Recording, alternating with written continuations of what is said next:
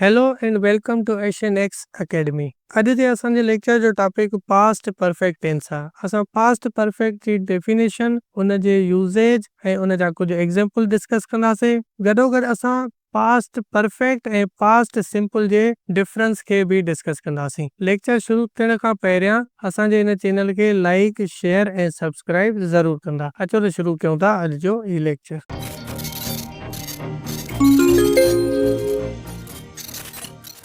सब खां पहिरियां पास्ट परफेक्ट टेंस जी डेफिनेशन खे था ॾिसूं। हाणे पास्ट परफेक्ट जी डेफिनेशन आहे the past perfect tense is used to talk about an action that was completed before another action or point in the past. ऐं ॿी हिन जी पॉइंट आहे it helps show which action happened first when we are discussing two past events. हाणे ही ॿई जेके पॉइंट्स आहिनि इन खे क्लियर कयूं था असां हिकिड़े एग्जांपल जी मदद सां। हाणे हिकिड़ो एग्जांपल लिखियल आहे, शी हैड finished her work before I arrived. हाणे ही जेको सेंटेंस आहे इन सेंटेंस खे जेकॾहिं असां पार्ट्स में विरायूं त असां हिन खे ॿिनि पार्ट्स में विराए सघूं था। पहिरियों आहे शी हैड फिनिश्ड हर वर्क ऐं ॿियो पार्ट आहे बिफोर आई अराइव्ड, यानी कि हिन जी माना निकिरंदी मुंहिंजे पहुचण खां पहिरियां हुन पंहिंजो कमु मुकमल करे चुकी हुई। हाणे ॿ एक्शन्स थिया आहिनि, ॿई एक्शन्स कहिड़े टाइम में थिया आहिनि? पास्ट में थिया आहिनि। पर तव्हां ॾिसो त ही जेके ॿ एक्शन्स थिया आहिनि पास्ट में, उन में पहिरियों एक्शन कहिड़ो थियो आहे?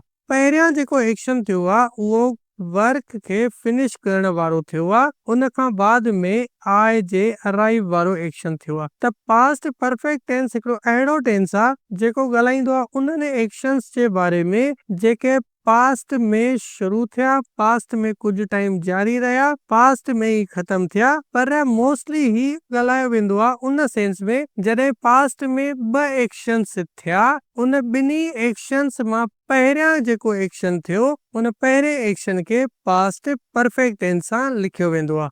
हाणे इन जी डेफिनेशन खे असां वरी जेकॾहिं ॿीहर पढ़ूं त लिखियल आहे the past perfect tense is used to talk about an action, यानी कि उन्हनि एक्शन जे लाइ ॻाल्हायो वेंदो that was completed जेके मुकम्मल थी चुका before in other action or point in the past, यानी कि पास्ट में हिकिड़े ॿिए एक्शन जे शुरू थियण खां पहिरियां। पास्ट में ॿ एक्शन थिया, जेको पहिरियां एक्शन कंप्लीट थियो या पूरो थियो उनखे ज़ाहिर कयो वियो पास्ट परफेक्ट जी मदद सां। ॿी पॉइंट ॾिसो हाणे हिनखे त इट हेल्प्स विच एक्शन हैपेंड फर्स्ट, यानी कि ही जेको टेंस आहे असांखे इहो सुञाणण में मदद कंदो आहे त कहिड़ो एक्शन पहिरियां थियो जॾहिं ॿ एक्शन पास्ट में थिया हुजनि। त ही एग्जांपल इन शइ जी अकासी करे थो त हाणे पास्ट में ॿ एक्शन थिया, शी जे वर्क फिनिश वारो एक्शन ऐं आई जे अराइव वारो एक्शन। पहिरियां कहिड़ो एक्शन पूरो थियो आहे? शी जे वर्क फिनिश करण वारो एक्शन। त हिन पहिरें एक्शन खे पास्ट परफेक्ट टेंस सां लिखियो वियो आहे।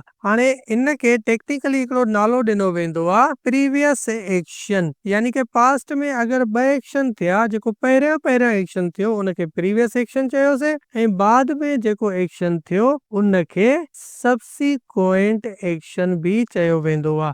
त जेको प्रीवियस एक्शन आहे उनखे असां लिखियो आहे पास्ट परफेक्ट जी हेल्प सां ऐं जेको सबसीक्वेंट एक्शन आहे उनखे लिखियो वियो आहे पास्ट सिंपल जी हेल्प सां। पास्ट परफेक्ट जे की पॉइंट्स खे जेकॾहिं ॾिसूं त हाणे इन जो जेको हेल्पिंग वर्ब आहे उहो हेड आहे। हाणे हेड जेके बि सब्जेक्ट्स हूंदा जंहिंमें असांजा नाउन ऐं प्रोनाउन अची था वञनि, जेके बि नाउन्स या जेके बि प्रोनाउंस हूंदा उन्हनि जे लाइ हिकिड़ो ई हेल्पिंग वर्ब हेड इस्तेमालु थींदो। मेन वर्ब में पास्ट पार्टिसिपल इस्तेमालु कंदासीं, यानी वर्ब जो थर्ड फॉर्म इस्तेमालु थींदो। उन खां अलावा कुझु टाइम एक्सप्रेशंस आहिनि जिन में असां पास्ट परफेक्ट खे यूज़ करे सघूं था, मतिलबु जीअं बिफोर आहे, आफ्टर आहे, वेन आहे, बाय द टाइम आहे, ऑलरेडी आहे, जस्ट आहे या वरी येट आहे। हाणे हिननि सभिनी टाइम एक्सप्रेशन जा ही कुझु एग्जांपल आहिनि। पहिरियों आहे after I had eaten dinner I went for a walk, यानी कि डिनर करण खां बाद में मां घुमण या पंधु करण वियुसि। हाणे पास्ट में ॾिसो ॿ एक्शन्स थिया, पहिरियों एक्शन कहिड़ो थियो?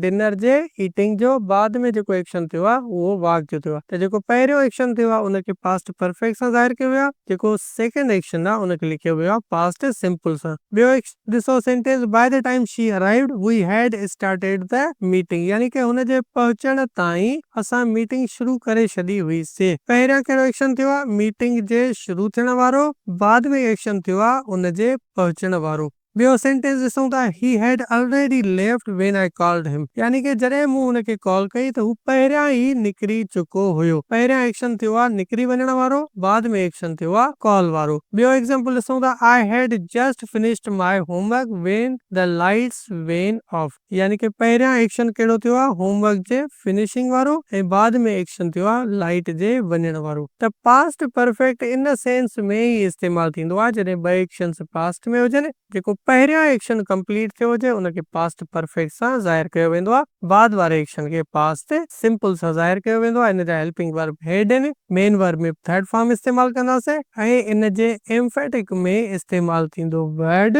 रियली। पास्ट परफेक्ट टेंस जे स्ट्रक्चर खे ॾिसूं था। हाणे अफर्मेटिव सेंटेंस में सभ खां पहिरियों सब्जेक्ट अची वियो, उन खां पोइ ऑक्सिलरी यानी कि हेल्पिंग वर्ब हिकिड़ो ईंदो हेड, उन खां बाद में मेन वर्ब थर्ड फॉर्म ऐं ऑब्जेक्ट या ॿियो कोई बि वर्ड एडवर्ब कॉम्प्लीमेंट वग़ैरह अची सघनि था। For example they had visited the museum, जो subject helping verb main verb, they had visited what, हू म्यूजियम घुमिया आहिनि। हाणे हिते म्यूजियम छा ऑब्जेक्ट आहे, म्यूजियम हिते एडवर्ब ऑफ प्लेस आहे, ऑब्जेक्ट न आहे। ॿियो सेंटेंस आहे, by the time we arrived the concert had started, यानी कि जॾहिं असां पहुतासीं त कंसर्ट पहिरियां ई शुरू थी चुको हुयो। ॿ एक्शन्स आहिनि, हिकिड़ो कंसर्ट जे शुरू थियण वारो ऐं ॿियो एक्शन आहे असांजे पहुचण वारो। पहिरियों कहिड़ो एक्शन थियो आहे कंसर्ट जे शुरू थियण वारो, उनखे पास्ट परफेक्ट सां लिखियो आहे, ऐं ॿियो एक्शन आहे असांजे पहुचण वारो, उहो बाद में थियो आहे त पास्ट सिंपल सां। नेगेटिव में ॾिसो छा आहे, हेल्पिंग वर्ब ऐं मेन वर्ब जे विच में वर्ड आयो आहे नॉट। हाणे एग्जांपल आहे, he had not eaten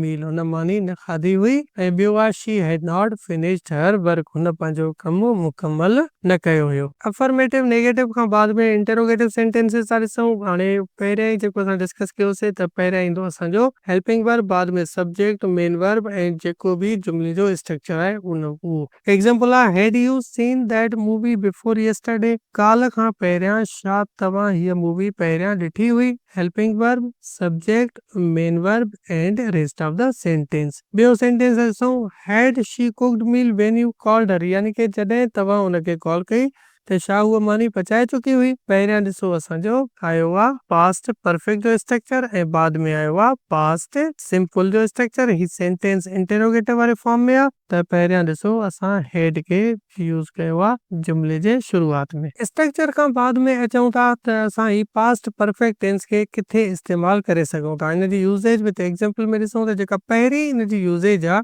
to show the first of two past actions. Description of the past perfect actions happens first, the past simple action happens later. हाणे हीअ point उहा ई आहे जेका पहिरियां असां इंट्रोडक्टरी स्लाइड में डिस्कस कईसीं त कंहिं बि ॿ एक्शन्स पास्ट में थियनि था त ॿिन्ही पास्ट वारनि एक्शन्स मां जेको पहिरियां एक्शन थींदो उनखे लिखियो वेंदो पास्ट परफेक्ट सां ऐं बाद में जेको एक्शन थींदो उनखे लिखियो वेंदो पास्ट सिंपल जी मदद सां। एग्जांपल इन जा लिखियल आहिनि, by the time teacher arrived the student had completed the test, यानी कि टीचर जे अचण ताईं या जॾहिं टीचर आयो त student had completed the taste, शागिर्द टेस्ट कंप्लीट करे चुका हुआ।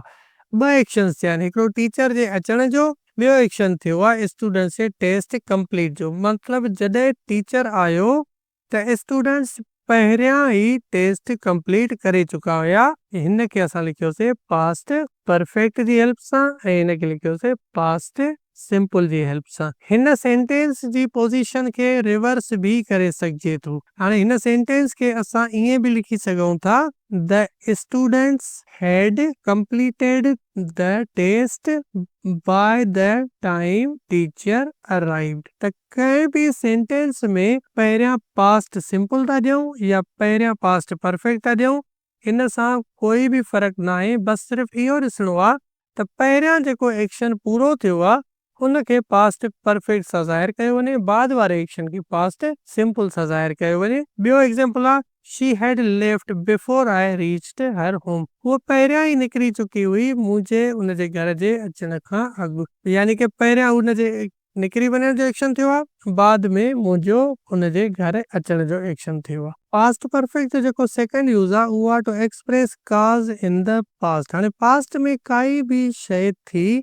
या कंहिं बि शइ जो जेको सबबु आहे उनखे ज़ाहिर कयो वेंदो आहे पास्ट परफेक्ट सां। हिते एक्सप्लेनेशन में बि इहो ई लिखियलु आहे, it explains Y something happened in the past, मतिलबु इहो ॿुधाईंदो आहे त काई बि शइ अगरि पास्ट में थी आहे त उहा शो थी आहे। एग्जाम्पल ॾिसो, I was tired because I had worked all day. हाणे हीअ त चए आई वॉज टायर्ड, मां थकियल हुयुसि। छो थकियल हुयुसि? उनजो रीज़न इहो आहे because I had worked all day, छो त मूं पूरो ॾींहुं कमु कयो हुयो। त हाणे हीउ जेको पहिरियां एक्शन थियो आहे पूरो ॾींहुं कमु करण वारो, उन जो इफेक्ट निकितो त आई एम टायर्ड नाउ, त हिनखे असां लिखियोसीं पास्ट परफेक्ट सां। ॿियो ॾिसूं था सेंटेंस लिखियल आहे, दे वर हैप्पी। हाणे उहे ख़ुशि हुया। सबब छा आहे? काज़ छा आहे? Because they had one the match, छाकाणि त उन्हनि मैच खटी हुई या उहे मैच खटे चुका हुआ। त हाणे इन जो काज़ लिखियो वियो आहे पास्ट परफेक्ट सां, ऐं जेको उन जो रिज़ल्ट आया इफेक्ट आहे उहो लिखियो वियो आहे पास्ट सिंपल सां। टी जेका इन जी पॉइंट आहे उहा आहे इन रिपोर्टेड स्पीच। हाणे रिपोर्टेड स्पीच खे कुझु किताबनि में वरी बैक शिफ्टिंग बि चवंदा आहिनि। When reporting past events we use the past perfect. हाणे जॾहिं असां कोई बि पास्ट इवेंट जेको आहे रिपोर्ट कयूं या कंहिं बि पास्ट इवेंट जे बारे में ॻाल्हायो वञे त हमेशह असां कहिड़ो टेंस यूज़ कंदासीं? Past perfect. एग्जाम्पल ॾिसो, he said I finished the work. हुन चयो मूं पंहिंजो कमु मुकमल कयो। हाणे ही जेको सेंटेंस आहे इहो डायरेक्ट स्पीच आहे। जेकॾहिं हिनखे इनडायरेक्ट में कयो वञे त कीअं थींदो? ही सेड दैट, हाणे सब्जेक्ट आया उहो कन्वर्ट थी वेंदो ही में, he had finished the work. त हाणे जॾहिं असां पास्ट जे कंहिं कम खे या पास्ट जे कंहिं इवेंट खे रिपोर्ट कयोसीं त उहो कहिड़े टेंस जी हेल्प सां कयोसीं?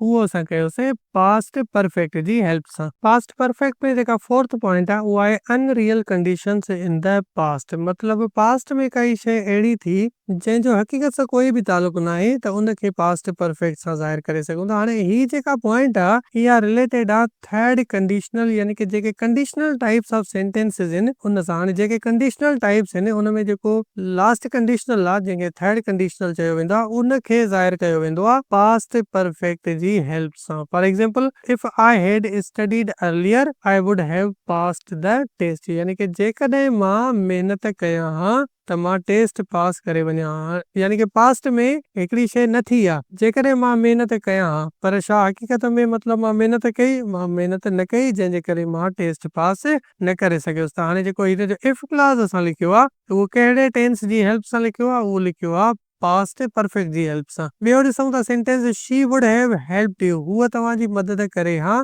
इफ यू हैड आस्क्ड हर, जेकॾहिं तव्हां हुनखे चयो हा। हाणे जेको इफ क्लॉज आहे उनखे असां कंहिंजी हेल्प सां लिखियो आहे? पास्ट परफेक्ट जी हेल्प सां। त पास्ट परफेक्ट टेंस जेको आहे उहो थर्ड कंडीशनल यानी कि अनरियल कंडीशंस लाइ बि अप्लाई करे सघूं था। ही हुयो असांजो अॼु जो लेक्चर जंहिंमें पास्ट परफेक्ट टेंस ऐं उनजे यूज़िस खे डिटेल में डिस्कस कयो वियो। नेक्स्ट लेक्चर में फ्यूचर परफेक्ट टेंस ऐं उनजे यूज़िस खे पढ़ियो वेंदो। Thank you for watching. अल्लाह हाफ़िज़।